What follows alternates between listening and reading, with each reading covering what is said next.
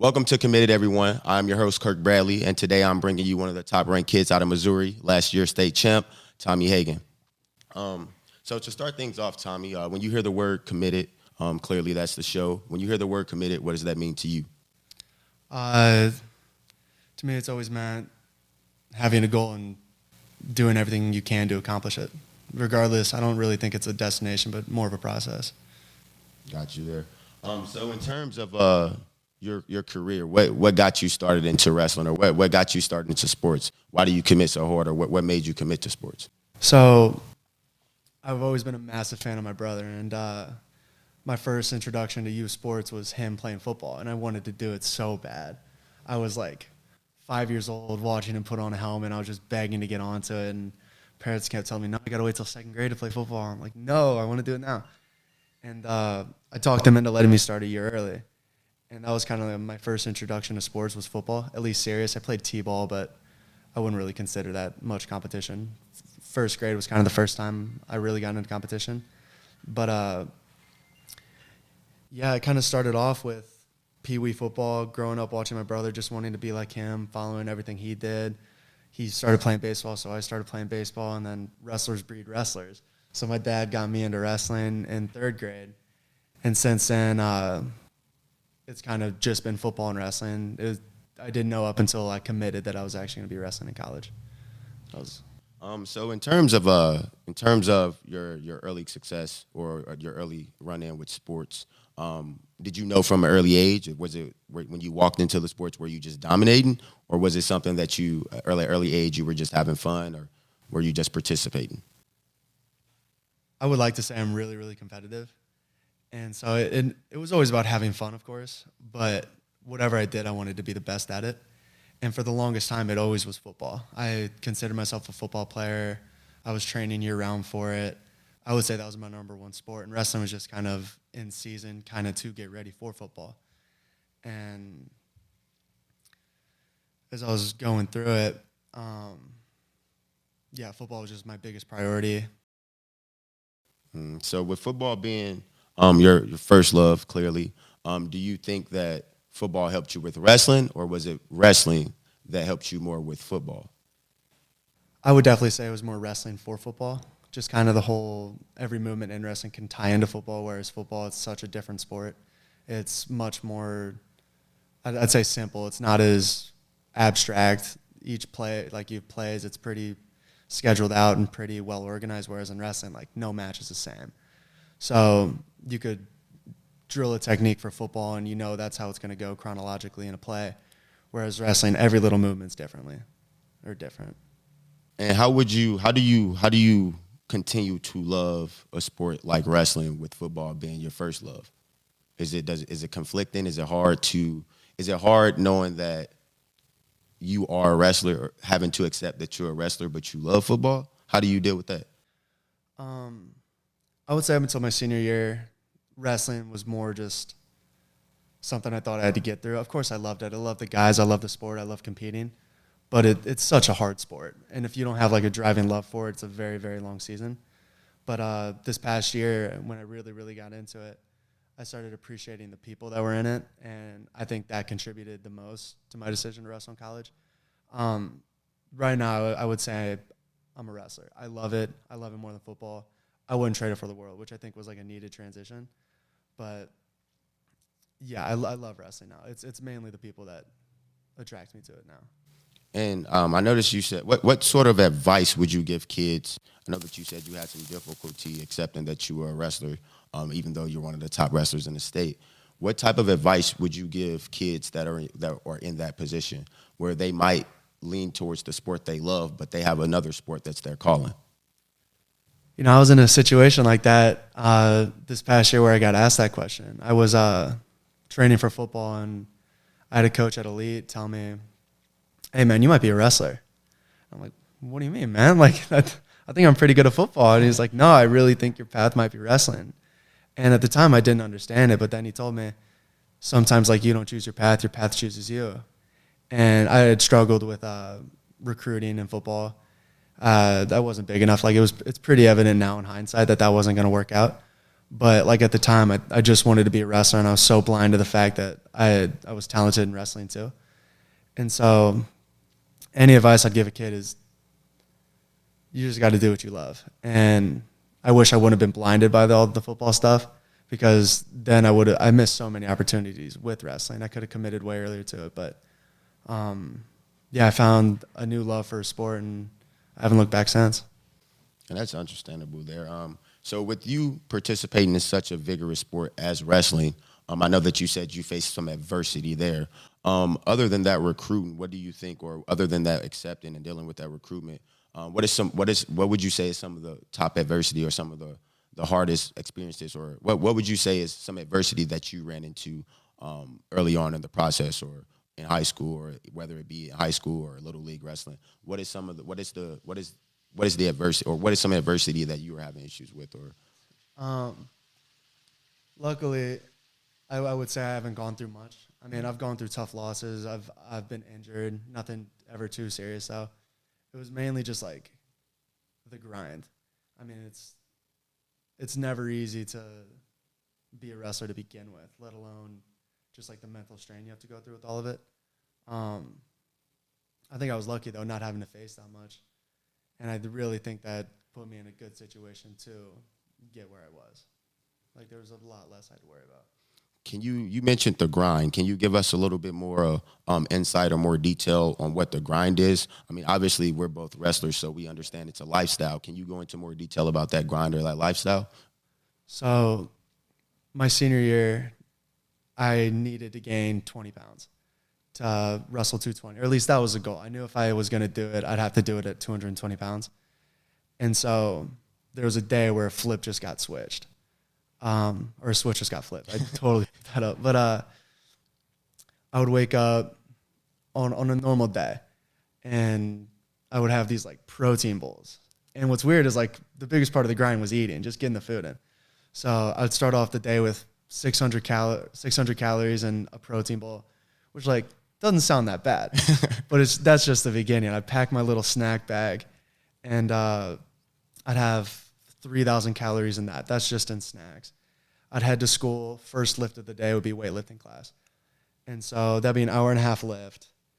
And then come back, we'd have a wrestling lift. So there's another 45 minutes in the gym, and then we'd have wrestling practice. And throughout this entire day, it's just constant eating. I think I was having like 6 meals a day. I was having close to 10,000 calories for the entire wrestling season. And then on top of that, 4 hours of working out a day. And just that over the course of 4 months, like it was just a grind. It was brutal, but I would like to say it all paid off. We're back with Tommy Hagan. So Tommy, you mentioned the state championship. With you being 46-0, well, first of all, you mentioned 50 state champions in the state of Missouri. 46-0, third as a sophomore, second as a junior, dominated as a senior. What is it about you that separates you from all those other 50 state champs? Why are you the kid going to Mizzou? Why are you the kid leading a powerhouse high school? What makes Tommy different from those other 50 state champs, or even the kids that weren't state champs that are going D1? What sets Tommy Hagan aside? If I'm being honest, individually, not much. There are kids that are just as talented, if not more, not qualifying for state or not placing or not winning it. There's great dudes every single year that don't win it. I had a great situation, and I would, as humbly as I can say, I definitely put in a ton of work, and I think I deserved all of it. But what I think separates me was just the people I was around. I couldn't have done it without the people I know. I wouldn't be at Mizzou if it wasn't for the coaches on my team. It wouldn't be for the little things I did right, just the little lucky situations I got put into. I think that's what differentiates me. I'm able to shine in those bright moments, whether it's a best of 3 with a random guy whose best friend is the head coach at Illinois, or the state championship where I major the guy and have a 100% bonus record. I think when I get put in those little situations, I can perform. When the lights are bright, I think that's when I show up. It's nice. And you said when the lights are brightest, that's when you show up. What was that moment for you? I know you mentioned state, but clearly if you were placing third and you were placing second, you were ranked in the state. What was that moment, whether it be, well, what was that moment where you knew, where you had to sit down, even though you loved football, there was something in you that clicked and was like, hey, wrestling, I'm different in wrestling. What was that moment? What was that match? So that begins a little bit before.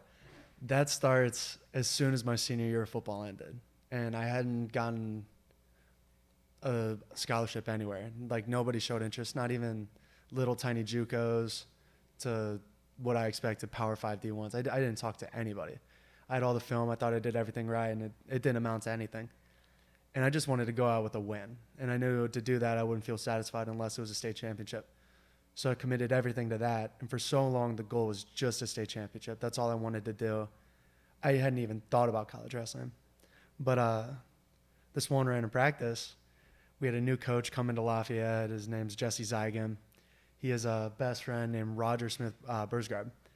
And this big jacked up dude walks in, and Coach Zygan was telling him, hey, I have a pretty good senior here that needs someone to wrestle with.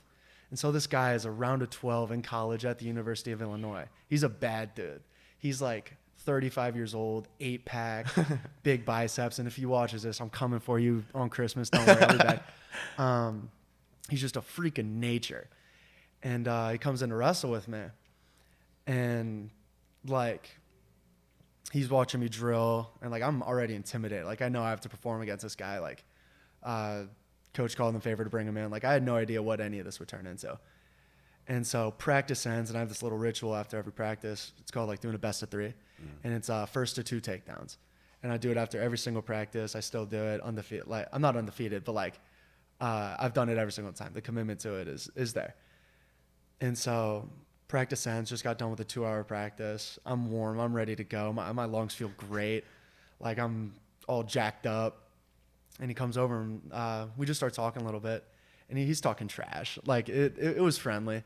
But, like, he knows war's about to come too. And I didn't know at the time that this guy would end up becoming one of my, I don't want to say best friends, but he was a massive supporter for me, and I couldn't be more of a fan of him.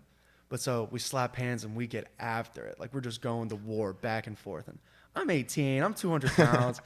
This guy is 35, almost an All-American, and we're just going at it. We end up going for an extra 40 minutes just for 3 takedowns. 40 minutes and 3 takedowns. I ended up getting it, and we got it all on camera. And we slap hands, and he's pissed. He's livid right now because he just lost to me. And what I didn't know this was going to turn into was that moment I knew I was going to wrestle in college. So fast forward a little bit. I get a text from him one day, and he was like put together like a highlight tape. And I didn't know what it was for. I just thought like it's something, I could hang on to. So I ended up making it. I send it to him. He's like, all right, thank you. And I didn't know he did this. But so he sent it to the head coach of the University of Illinois, who was his roommate in college. And the coach didn't watch it. And Roger kept coming into practice. I kept beating him up. And one day he drove to the University of Illinois to make him watch this film. And I get a text from Coach Roger the next day. He was like, hey, expect a call from this guy named Mike Poeta. And I didn't know who he was. And he's like, the head coach of the University of Illinois. I'm like, okay.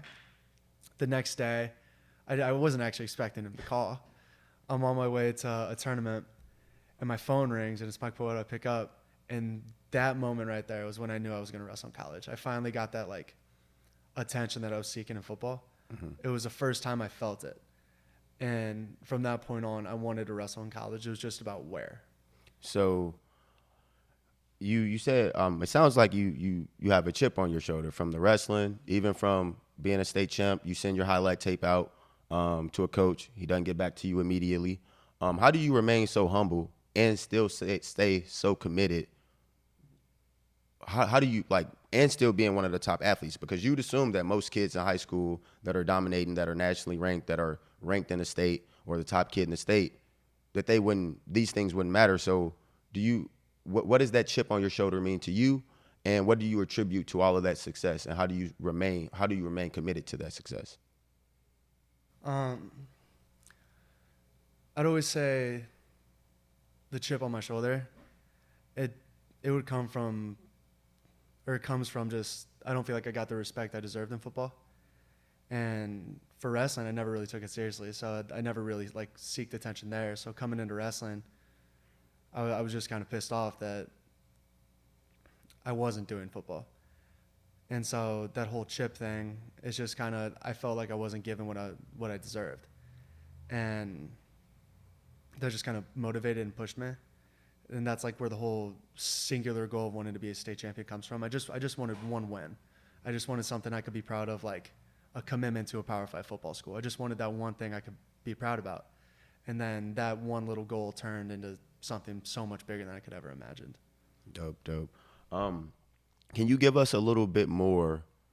Can you go into further detail more about the recruitment process and what that looked like, even just outside? I know that you got an offer from Illinois, but can you tell the kids out there more? Can you give them more of an idea of what that recruitment process feels like, the excitement behind it, the hardships behind it? Obviously, you just talked about the hardships, but give them a little bit more the reality of it, the fun things. What can you give us all? We want the whole 10. Being recruited feels amazing. It's an unbelievable feeling, just wanting to be wanted, of course. It's exciting. It's everything you think it is and more. So what was the coolest part of it? What is one of the most memorable parts? The coolest parts of it is getting to know the guys. It's kind of course, coaches are going to be the nicest to you when you go on official visits. That's when they're going to show you the coolest things, the best workouts, the coolest gear, the workout equipment, the food. That's when they show you all the good parts. And take advantage of all of that. If you're going to do something, you're going to want to do it at a place that you love with things that you love. But the most exciting parts were definitely the official visits, getting to meet the guys and getting to experience the life. I didn't go to Illinois, but I met some really cool people down there. And some of my biggest idols growing up are now coaches there. And that was super surreal to meet them, and I'm nothing but grateful for them. Same thing at Mizzou. Like, I grew up a fan of Missouri, everything. And being able to meet Brian Smith and Don Bradley, all of these guys I'm massive fans of. And even the wrestlers, like, I grew up watching, like, now being able to be their teammates. Like, when you do get recruited, it's just surreal. It's just such a cool thing. Back in the studio with Tommy Hagan. So Tommy, let's go into more detail about this commitment. Why Mizzou? It felt like home. I mean, me and my dad grew up going to Mizzou duels, and I could name every kid on the team before I even committed. Like, I was just such a Mizzou fan, and the coaching staff is unbelievable, and they have a great thing going there. It's a winning culture, winning program, and it has been for as long as Coach Smith has been there. I wanted to stay close to home. My brother, so reason I went to Lafayette was because my brother was there. Big reason I'm going to Mizzou is because my brother's there. I've always been a big fan of him, so of course that only seemed right. They had a great recruiting class coming in, and it was also the toughest situation. It was probably the most illogical, but for me, like, that's what attracted me to it, just the challenge behind Mizzou wrestling. And you said you made the hardest decision. You said it was illogical. And what can you go into more detail about that? Why you chose the hardest decision? Yeah, of course. So the day I left for my official visit, I got a letter from one of the coaches at Mizzou, Tyrell Todd, great guy. And he told me his story in this letter. And he went to the University of Michigan because it was going to be the hardest place to start at, the hardest place to compete at, the toughest room. It was the biggest grind. And so Mizzou has a returning All-American, Rocky Elam, at my weight. And he's great. He's going to win a national title. Unbelievable guy. That's why it's the hardest place to go. I could have chosen maybe one other school that would have been tougher. Would that had a tougher guy? Maybe. But my whole thought process is, if I'm going to do something, I want to do it at its highest level, and that's a national championship. And to do it, I'd have to beat someone like Rocky Elam, so why not wrestle him every single day? So that's kind of what went into it. I wanted the biggest challenge, and there was no place tougher than Mizzou. Okay, and I love that answer. And you mentioned something. You said that you have an All-American in front of you. It's obviously going to get harder. You know that. We know that once you go to the next level, everything changes. Yeah. How how do you plan on remaining committed or taking that extra step to distinguish yourself away from these guys when you get there? Yes, they're your teammates, they're your family, but how are you going to remain committed, and how are you going to separate yourself at that next level while the competition obviously increases? Kind of the same way I did in high school. I think I'm just intrinsically motivated. Everything I do, I want to do for myself. And I don't think that's going to change much in college. I mean, I've spent the whole summer in Columbia wrestling with these guys. And if anything, it's just like the love of competition that's keeping me motivated alongside like my teammates and like kids in my recruiting class. These kids they all want to be national champs, every single one of them. And if you go any bit out of line, you're going to get called out for it. So we have each other to hold accountable, and also ourselves. It's just kind of like that whole thing. You're not going to be that guy that doesn't work hard. And I've never been that guy, and I don't think that's going to change in college. That's dope. So what are your 3 goals with college? It could be, well, you're going to be at Mizzou for the next 4 years. Yeah. Obviously. So on your path to getting the national title, what are your 3 goals while you're at Mizzou? And they don't have to be on the mat. They can definitely be off the mat. But what are your 3 goals that you want to accomplish in the next 4 years? So I have 1A and 1B, find my major, and graduate with a master's in it. I don't know what it's going to be yet, but I have time. 2, I want to win a team national title. All of the guys are committed to that. So are the coaches. However I can contribute to it, that's what I want to be a part of. And then 3, obviously, it's to win a national title. And I know if I trust my coaches and teammates and everything that goes into it, I'll get it done sooner or later. And so to all the kids at Mizzou, all of the fans that you have, all of the people that would be watching you dominate in the sport for the next 4 years, what will Mizzou be getting out of you as an athlete? Not only just an athlete, but what type of young man will they be getting with you when you step foot on that campus officially up on the upcoming year? Obviously 100% of it. Just like I was in high school, I'm going to be totally committed to my sport, my teammates, my coaches, my school, whatever it is. I'm going to give 100% all the time. But Mizzou wrestling lives by this thing called Tiger Style. And it's kind of the mold of like the men they want to have come out of the wrestling program. So let alone like what I'm coming in as, I want to leave as like a blueprint of what Coach Smith has put together called Tiger Style. And there's a whole bunch of pillars, and it's a pyramid. It's a massive thing that, you'll understand when you are fully committed to Tiger Style. Mm-hmm. So I have a little bit more time to figure all that out. But I by the time I'm said and done, like, I want to be that blueprint of Tiger Style. Awesome. And I know that you've kind of detailed your passion. You've detailed the chip on your shoulder. But where does that passion come from? And in the sense of, is there something that happened early in your life? Is there someone that means a lot to you? Where does that passion originate from outside of just your will to be great? Because not everybody has a will to be great, but is there anything externally that forces you to go? It could be family, it could be an event. What drives you? It has to come from my parents. Just hearing their stories and what they've gone through and the great situation they've put me in, I'm going to take full advantage of everything that's put around me. My mom, I see her work 12 hours a day, and it's not because she has to, but because like she has that same chip on her shoulder that I have. It's just she wants to compete. She wants to be great. She wants to be the best at what she's doing. And my dad, the same thing, just where he grew up, what he's gone through and the situation he's put us in. Same thing. Everything he's done, he's wanted to be the best at it. And he imprinted that onto us through sports. And I can remember as early as I was 3 playing hot box with 2 bases, and you just run back and forth and try not to get touched with the ball. In hindsight, really stupid game, but I think that's kind of where it all started. Just that whole compete in everything you do, and the scoreboard will take care of itself. That's his favorite quote, and I've heard him say it hundreds of thousands of times. So I think that's where it all comes from, just that desire to compete. Nice.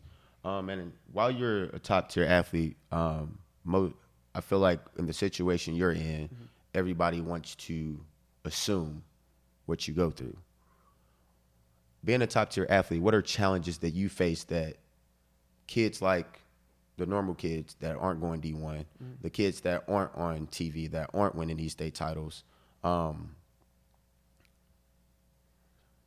what is a challenge that you face being a top tier athlete that you feel like goes not even unnoticed, but something that you deal with, whether it be having to constantly live up to that hype, whether it be getting isolated by your peers because they feel like you're too superior or that you're too athletic. What is something that you face that you feel like a lot of kids in your situation face that you can't, that nobody notices or that you can't really voice?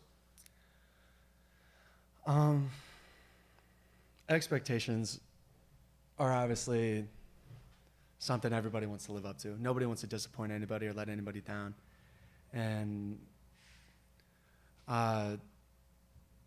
as much as I say I haven't struggled with it, of course I have. Like, I knew if I didn't win a state championship, all the hype would have been for nothing.